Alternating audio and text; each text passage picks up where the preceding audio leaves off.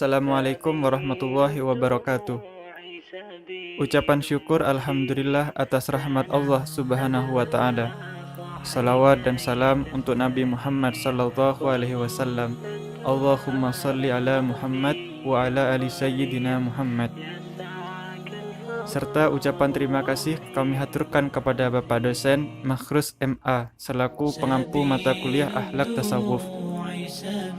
Baiklah, kali ini saya akan membahas tentang sejarah perkembangan akhlak tasawuf.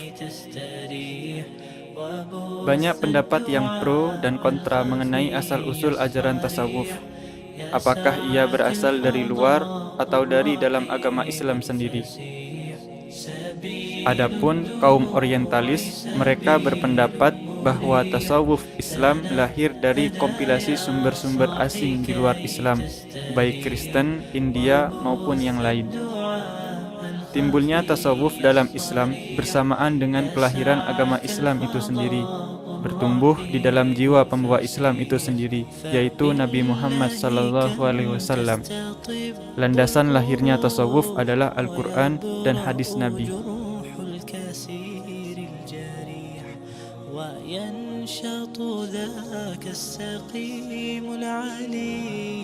Dalam perkembangannya, tasawuf terdiri dari 4 periode, yaitu periode Rasulullah, sahabat, tabi'in, dan penyebaran tasawuf.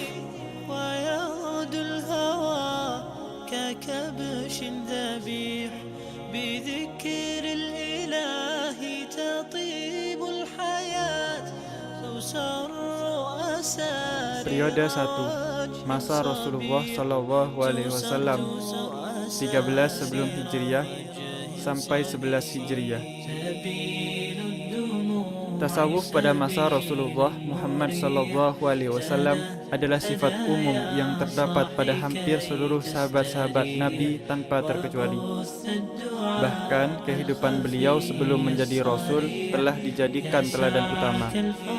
Sebab beliau yang memberi dasar pertama tentang tasawuf yang didasarkan pada Al-Quran dan hadis.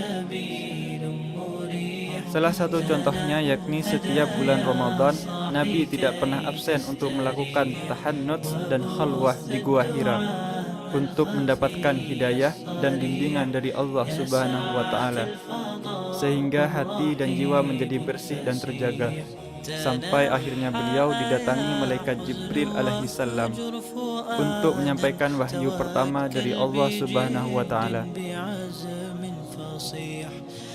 Berdasarkan pada aktivitas Rasulullah tersebut, nampak bahwa penekanan ajaran tasawuf pada periode ini berupa haliyah amaliyah, yaitu amalan atau ibadah keruhanian yang dilakukan Nabi SAW dalam hidupnya yang berupa tahannut, khalwah, perilaku zuhud, dan lain sebagainya.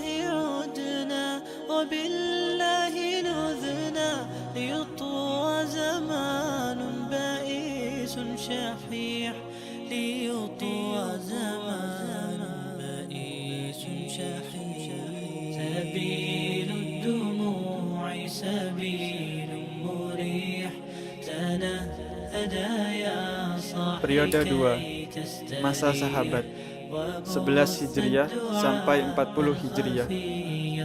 Di samping pola hidup dan kehidupan Rasulullah yang ideal itu menjadi suri tauladan bagi para sahabat, kehidupan dan ucapan para sahabat juga merupakan sumber aktivitas kesufian tempat menimba ilmu para sufi. Dalam hidup bertasawuf, para sahabat telah berusaha berbuat sesuai dengan tuntunan Rasulullah.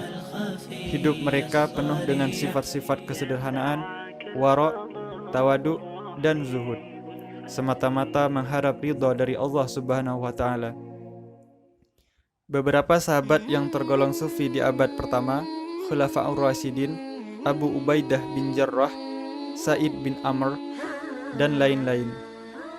Menurut catatan sejarah, di antara sekian sahabat Nabi yang pertama kali memfilsafatkan ibadah dan menjadikan ibadah sebagai salah satu tarekat yang khusus adalah Huzaifah bin Al-Yamani, salah seorang sahabat Nabi yang mulia dan terhormat. Beliau yang pertama kali menyampaikan ilmu-ilmu yang kemudian kita kenal dengan tasawuf.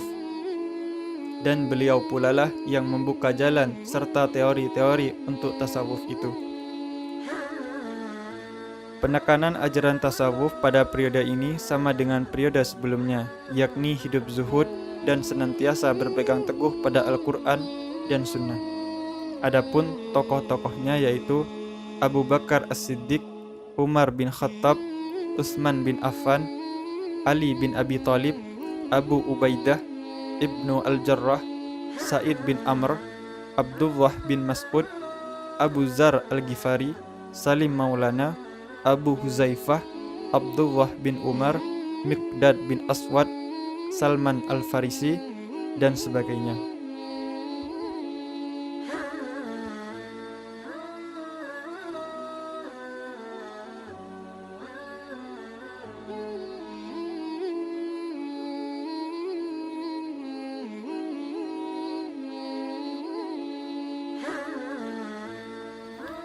Periode 3, masa tabi'in, 41 Hijriyah sampai 100 Hijriyah. Para sufi dari kalangan tabi'in adalah murid-murid dari para sahabat Nabi sallallahu alaihi wasallam. Di antara tabi'in yang sering dianggap sebagai peletak dasar ajaran tasawuf adalah Hasan Al-Basri, yang merupakan murid terdekat dari Huzaifah bin Al-Yaman, yang pandangannya berpegang teguh pada zuhud, raja, dan khauf. Selanjutnya yaitu Rabi'ah Al-Adawiyah, yang pandangan tasawufnya dikenal dengan konsep cinta murni kepada Allah Subhanahu wa Ta'ala. Selain mereka berdua, tokoh sufi lain pada masa tabi'in ini antara lain Ibrahim bin Adham, Sufyan bin Sa'id As-Sawri, Daud At-Tai, Malik bin Dinar, Thabit Al-Banani, Ayub As-Saykhtayani, Muhammad bin Wasi', Rabi' bin Khaisam, dan lain-lain. Dan di masa tabi'in ini, pelajaran tasawuf sudah mulai diajarkan dalam bentuk disiplin ilmu. Di samping itu, penekanan ajarannya juga berupa konsepsi tentang zuhud, raja, khauf, dan mahabbah yang berpedoman pada Al-Quran, Sunnah, dan tradisi sahabat.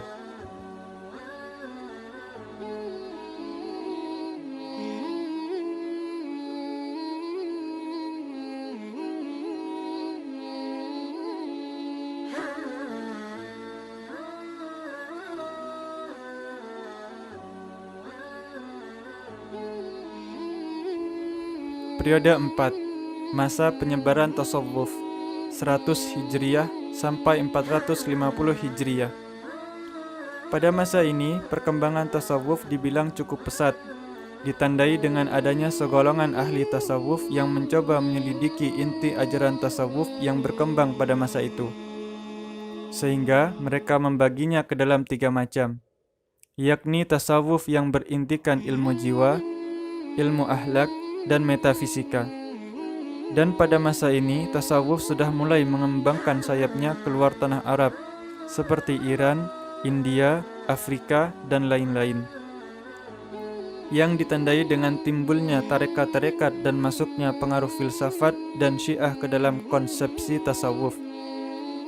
Di masa ini, tokoh sufi yang muncul diantaranya adalah Ma'ruf Al-Kharhi, Abu Sulaiman Ad-Darani, Abul Faid Zunnun bin Ibrahim Al-Misri, Harits Al-Muhasibi, Abul Hasan Sirri As-Sikti, dan lain-lain.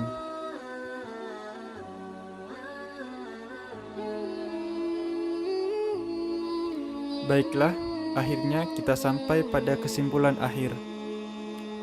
Timbulnya tasawuf dalam Islam bersamaan dengan kelahiran agama Islam itu sendiri, bertumbuh di dalam jiwa pembawa Islam itu sendiri, yaitu Nabi Muhammad SAW. Disauk airnya dari Al-Quran itu sendiri. Karenanya, landasan lahirnya tasawuf adalah Al-Quran dan hadis Nabi. Dalam perkembangannya, tasawuf terdiri dari 4 periode, yaitu periode Rasulullah, periode sahabat, periode tabi'in, dan periode penyebaran tasawuf. Demikian yang bisa saya sampaikan. Mudah-mudahan video ini bermanfaat bagi kita semua dan menjadi ilmu yang barokah. Sekian, terima kasih. Wassalamualaikum warahmatullahi wabarakatuh.